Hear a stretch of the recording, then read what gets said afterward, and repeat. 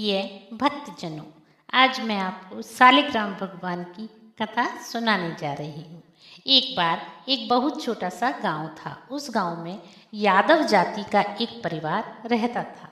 उस परिवार का एक लड़का था जो गांव के जमींदारों की गाय जंगल में चराने जाया करता था। बदले में गांव वाले उसे ग्वाली देते थे। वही उसकी आजीविका का साधन था। तब एक बार की बात है, माघ मास में एक सन्यासी उनके गांव में आया। उनके गांव में विष्णु भगवान का एक बहुत छोटा सा मंदिर था। वह सन्यासी रोज वन में तालाब पर स्नान करता, सूर्य नारायण भगवान को अर्घ देता और वहीं एक पेड़ के नीचे बैठकर सालिग्राम भगवान को रखकर पूजा और पाठ करता। संध्या वंदन करके वह विष्णु भगवान के मंदिर में जाकर आरती करता और एक समय कंद मूल फल खाकर रात्रि में मंदिर में ही सो जाता। उस सन्यासी को ऐसा करता हुआ देख वह ग्वाला देखता था रोजाना। उत्सुकतावश वह ग्वाला सन्यासी की सेवा टहल भी करने लगा। जब सन्यासी तालाब में स्नान करता तो वह ग्वाला उस सन्यासी के कपड़ों को धोकर पेड़ पर सुखा देता।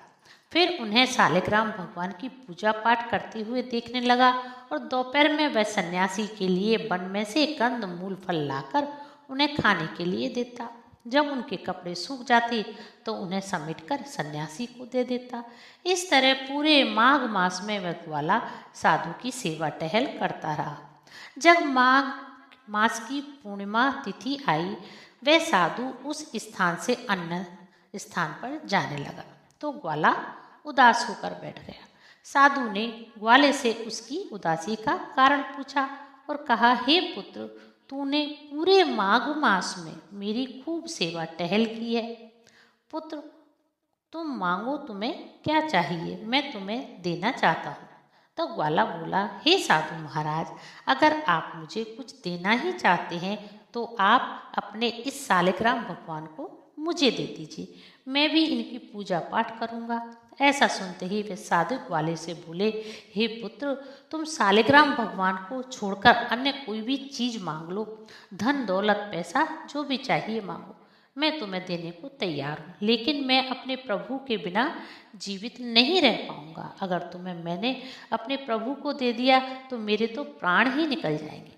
लेकिन उस ग्वाले ने भी जिद पकड़ ली और बोला कि अगर आप देना ही चाहते हैं तो सालिग्राम भगवान दे दो, अन्यथा मुझे कुछ नहीं चाहिए। इस तरह उन दोनों के बीच बातचीत बढ़ गई। देखते ही देखते वहाँ पूरा गांव इकट्ठा हो गया।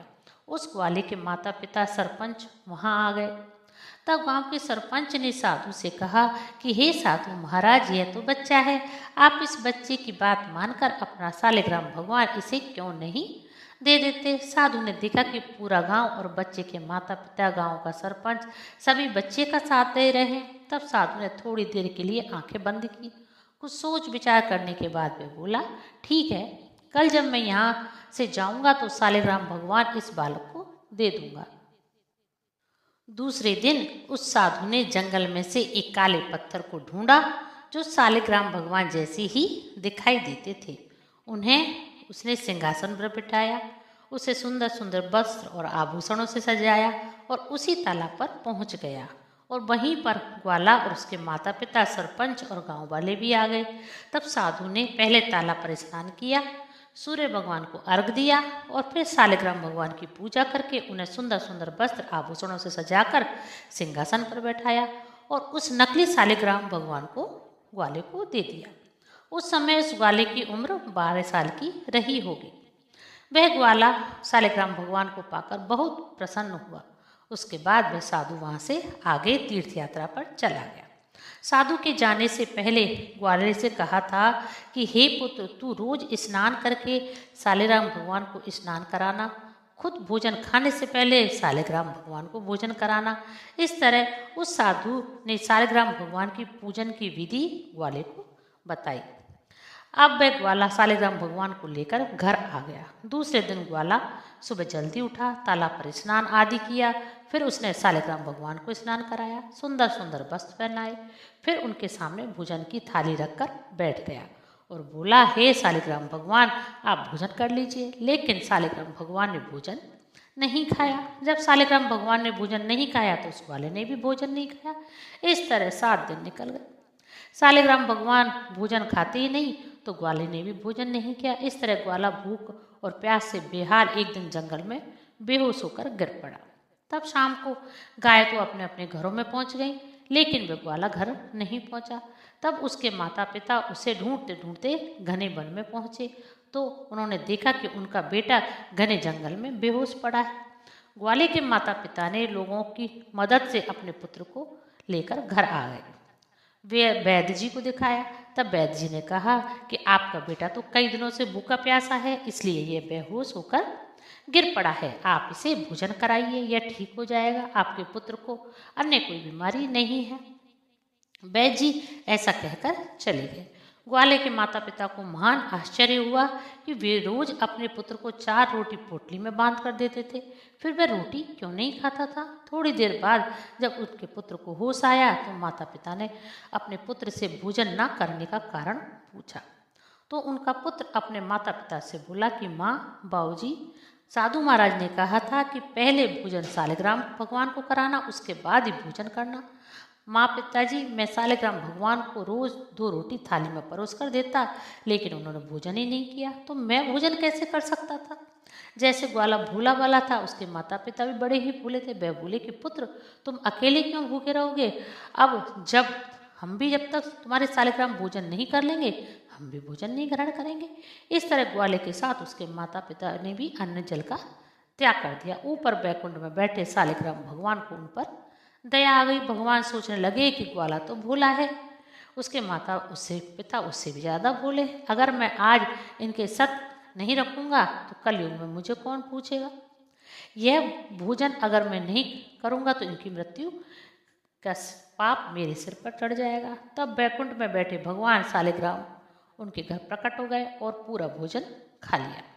भगवान शालिग्राम उनके साफ सच्चे मन से प्रभावित हो गए।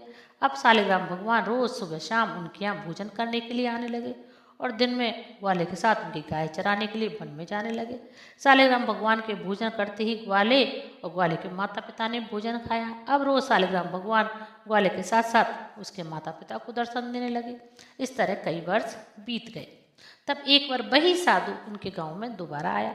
साधु का मन हुआ कि मुझे उस ग्वाले से मिलना चाहिए जिसे मैंने नकली शालिग्राम भगवान दिए थे। साधु उसी वन में तालाब के पास पहुंचा। उसे वही ग्वाला दिखाई दिया। साधु ने ग्वाले से पूछा कि अरे पुत्र, तुमने मुझे पहचाना या नहीं। ग्वाले ने साधु के चरण पकड़ लिए और बोला, हे साधु महाराज, आपकी कृपा से तो रोज मुझे शालिग्राम भगवान के दर्शन होने लगे हैं, मैं भला आपको कैसे भूल सकता हूँ। साधु ग्वाले के बोला, अरे मूर्ख बालक, मेरे प्रभु ने मुझे आज तक दर्शन नहीं दिए, फिर भला तुझे कैसे दे सकते हैं। फिर मैंने तुझे जो शालिग्राम भगवान दिए थे वह तो नकली पत्थर था, असली शालिग्राम भगवान तो मेरे पास है।